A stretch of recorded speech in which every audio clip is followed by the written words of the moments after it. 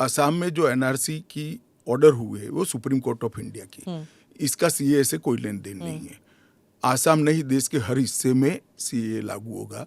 सिर्फ north east के राज्य जहां पर 2 प्रकार के विशेषाधिकार उनको दिए गए हैं, वो विशेषाधिकार के तहत जो राज्य आते हैं उनको ही सीए नहीं होगा।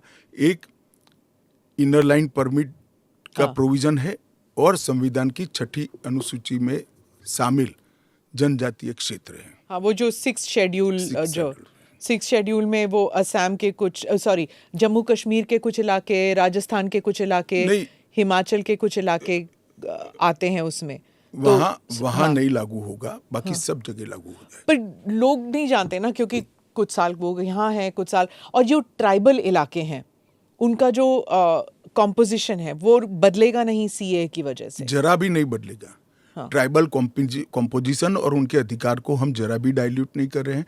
हमने एक्ट में ही प्रोविजन कर दिया है कि जहां पर भी इनर लाइन परमिट है और जहां संविधान की 6ठी सूची में जो क्षेत्र शामिल किए गए हैं, इन पर वहां पर सीए नहीं लागू होगा और वहां के एड्रेस वाला एप्लीकेशन भी ऐप में अपलोड ही नहीं होता है।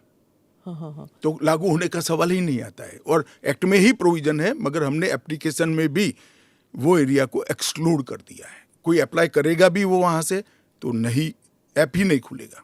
पर वो कहीं और जाके अप्लाई कर सकता है तो वो भारत के नागरिक तो बन ही सकते हैं।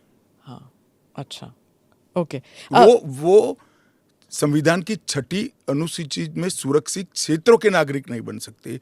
इनर लाइन परमिट से सुरक्षित क्षेत्रों के नागरिक नहीं बन सकते, वो भारत के नागरिक बन ही सकते हैं। आपने कहा हर जगह लागू होगा। केरल, तमिलनाडु, पश्चिम बंगाल, इन तीनों राज्यों ने कहा है कि हम यहाँ पर लागू नहीं होने देंगे। क्या उनके पास ये अधिकार है कि वो लागू नहीं करने देंगे? वो भी समझ रहे हैं कि उनको अधिकार नहीं है।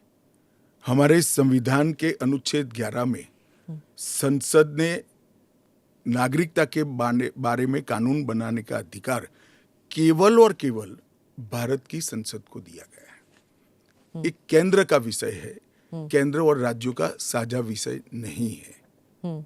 तो नागरिकता के बारे में कानून और कानून का इम्प्लीमेंटेशन, वो दोनों हमारे संविधान की 246/1 अनुच्छेद के माध्यम से इसको शेड्यूल 7 में डाला गया है, जो केंद्र की इसकी तमाम शक्तियां केंद्र को दी गई है। पर जैसे वेरिफिकेशन वगैरह है, पूरा जो ग्राउंड पे तो चेकिंग होगी ना, वो सब तो स्टेट गवर्नमेंट ही करेंगे। क्या वेरीफाई करना है? सिर्फ पोर्टल के थ्रू? वो तो इंटरव्यू में लेकर आएंगे कि मैं बांग्लादेश से आया हूं, देखिए मेरा पुराना डॉक्यूमेंट है। और वो राज्य में नहीं होगा इंटरव्यू राज्य में भी हो सकता है, भारत सरकार करेगी।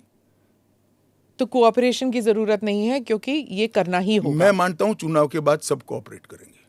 ये पॉलिटिक्स के लिए गलत प्रचार कर रहे हैं, अपीसमेंट की पॉलिटिक्स। और क्या यहाँ मतलब बांग्लादेश, अफगानिस्तान, पाकिस्तान के जो शरणार्थी हैं, क्या वो तमिलनाडु में गए हैं? वहां पर मतलब स्टालिन इसको इतना बड़ा, भाई मैं कोई पॉसिबिलिटी छोड़ना नहीं चाहता।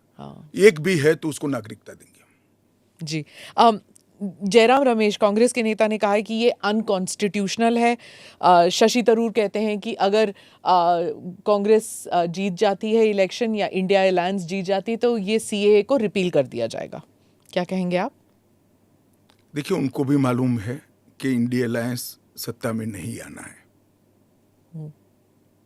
मैं आज आपके चैनल पर कहना चाहता हूं, सीए के कानून को भारतीय जनता पार्टी की सरकार लाई है, नरेंद्र मोदी सरकार लाई है। इसको रिपील करना असंभव है।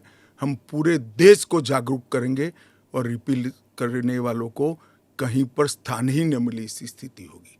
और जहाँ तक असंवैधानिक होने का सवाल है, वो आर्टिकल अनुच्छेद 14 का हवाला देते हैं।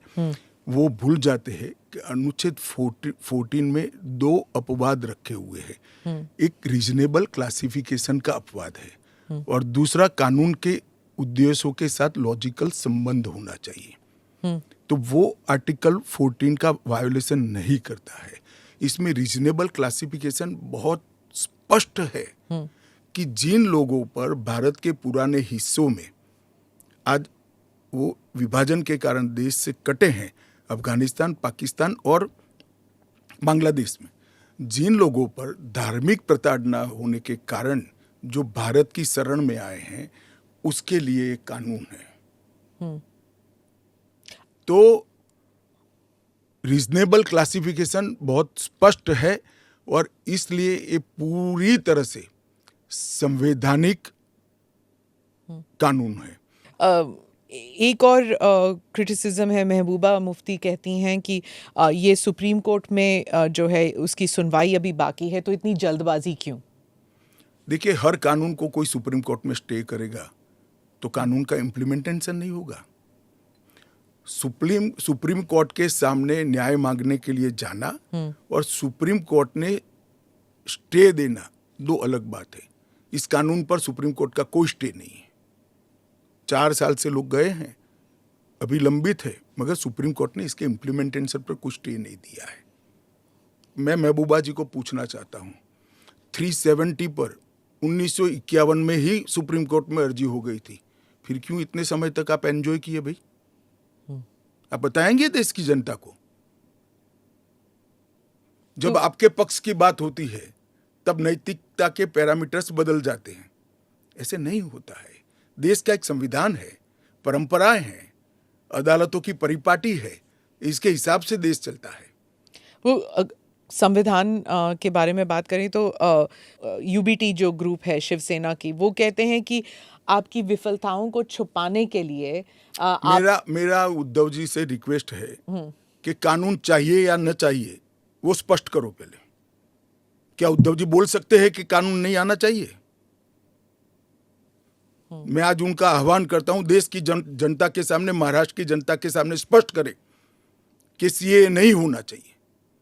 हिंदू शरणार्थियों को, बौद्ध शरणार्थियों को, जैन, बौद्ध और क्रिश्चियन शरणार्थियों को नागरिकता नहीं मिलनी चाहिए। एक बार उद्धव जी स्पष्ट करे जरा। आपका इशारा आई वॉश आप कर रहे हो, टाइमिंग का सवाल, तत्व का क्यों चर्चा नहीं करते हो? आपका इशारा बाल ठाकरे की तरफ नहीं, मेरा तो उनकी ओर है। बाल ठाकरे साहब तो अब रहे नहीं, वो स्पष्ट करे। क्योंकि वो पहले बोलते थे जो नहीं, पार्लियामेंट में भी बोले हैं। अब उनको अल्पसंख्यकों के वोट चाहिए, एपीसमेंट की पॉलिटिक्स इसलिए आज उद्धव ठाकरे कर रहे हैं, हम नहीं कर रहे। हमारा डे 1 से स्पष्ट स्टैंड है कि भारत के कटे हुए हिस्से से जो शरणार्थी आए हैं, ये 3 देशों से धार्मिक प्रताड़ना के कारण आए हैं। वहाँ के जो अल्पसंख्यक आए हैं, उनको इस देश को नागरिकता देनी चाहिए।